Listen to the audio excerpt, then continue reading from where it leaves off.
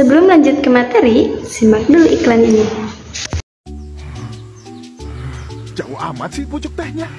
Kan mau yang terbaik. Yang ini aja deh. Eits, jangan. Daun teh terbaik hanya di pucuk. Pucuk, pucuk, pucuk, pucuk. Ya, kini pucuk teh terbaik ada di teh pucuk harum. Rasanya pas, nggak kemanisan. Segar. Teh pucuk harum, rasa teh terbaik ada di pucuknya. Badan usaha adalah suatu organisasi yang dengan mempergunakan faktor-faktor produksi berusaha mencari laba. Sementara itu, J.C. Rietveld dalam Tantri 2015 menyatakan, badan usaha adalah suatu organisasi perusahaan yang ditujukan untuk memperoleh pendapatan atau penghasilan. Badan usaha biasa didirikan sebagai suatu kesatuan yuridis dan ekonomis yang bertujuan mencari laba atau memberikan pelayanan kepada masyarakat. Disebut kesatuan yuridis karena untuk mendirikan suatu badan usaha ada aspek-aspek hukum tertentu yang harus dipenuhi, seperti memiliki akte notaris dan surat izin usaha.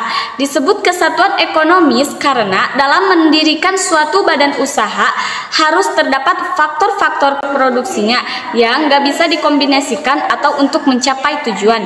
Dengan menggunakan kesatuan yuridis dan ekonomis, itulah suatu badan usaha mengelola diri untuk mencapai tujuan yang diinginkan. Badan usaha didirikan dengan tujuan mencari laba atau memberi layanan kepada masyarakat. Contoh badan usaha yang bertujuan mencari laba adalah PT Krakatau Steel dan PT Indofood. Adapun contoh badan usaha masyarakat bertujuan memberikan kepada masyarakat adalah PJKA, Perusahaan Jawatan Perusahaan. Beberapa hal yang perlu diperhatikan untuk mendirikan atau memilih suatu bentuk badan usaha, diantaranya sebagai berikut. Pertama, produk yang nantinya akan diberikan atau dijual atau diperdagangkan. Yang kedua adalah kebutuhan akan tenaga kerja. Ketiga, organisasi internal. Yang keempat, permodalannya. Dan yang kelima adalah jenis dari perusahaan, misalnya seperti perkebunan, industri, perdagangan, dan lain-lain. Yang keenam adalah luas dari jangkauan pemasaran yang akan dicapai. 7. Modal yang diperlukan untuk memulai usaha. 8. Sistem pengawasan yang dikehendaki. Yang kesembilan adalah tinggi dan rendahnya risiko yang nantinya akan dihadapi. 10. Jangka waktu izin operasional yang diberikan oleh pemerintah. Yang ke-11 adalah keuntungan yang direncanakan. Berdasarkan kepemilikannya, badan usaha dibedakan menjadi 3, yaitu yang pertama ada BUMD. BUMD adalah perusahaan yang diatur dengan peraturan daerah yang aktivitasnya selalu berusaha untuk memenuhi kebutuhan masyarakat, di mana modal seluruhnya atau sebagian merupakan kekayaan daerah yang dipisahkan, kecuali ada ketentuan lain.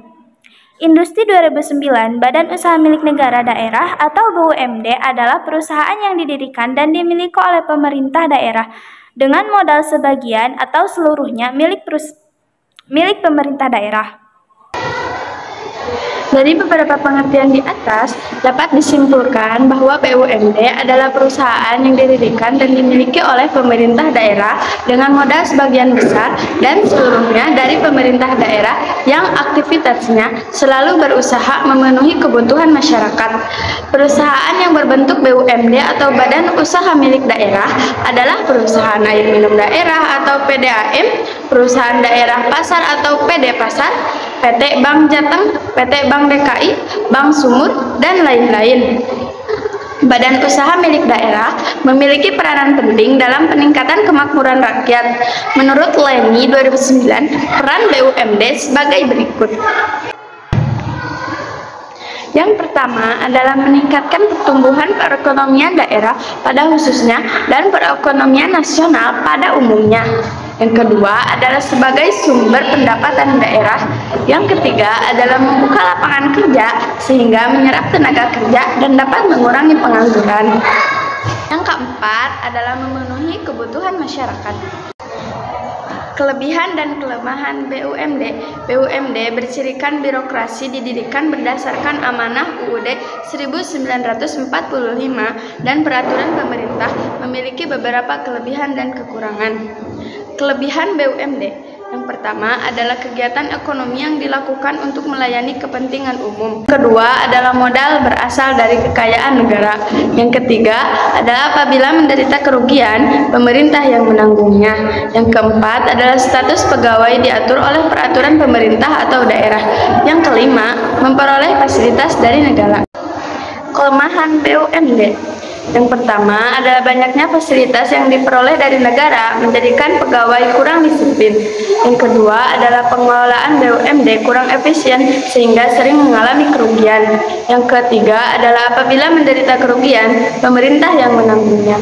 Yang keempat adalah status pegawai diatur oleh peraturan pemerintah atau daerah. Dan yang kelima, memperoleh fasilitas dari negara.